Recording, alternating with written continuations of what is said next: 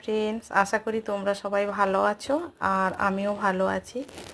আজকে একটু তাড়াতাড়ি দুপুরের খাওয়া দাওয়া তোমাদের সঙ্গে শেয়ার করছি। আজকে একটু ব্যস্ত আছি, একটু বললে ভুল হবে, অনেকটাই ব্যস্ত আছি। তো তাই জন্য তাড়াতাড়ি করে রান্না বান্নাও করেছি আর ভাবলাম তোমাদের সঙ্গে সেটাই শেয়ার করি।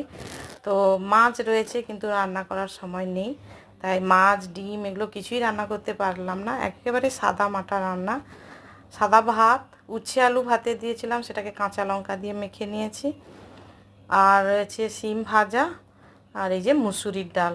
ডাল ছাড়া আমাদের বাড়িতে মানে ভাত কেউ খেতে পারবে না, বিশেষত আমার বর। প্রতিদিন ডাল ঝোল কিছু একটা চাই, মানে ভাতের প্রথম থেকেই সে একটু মাখিয়ে খায়। যাই হোক, সবটাই তোমাদের সঙ্গে শেয়ার করলাম।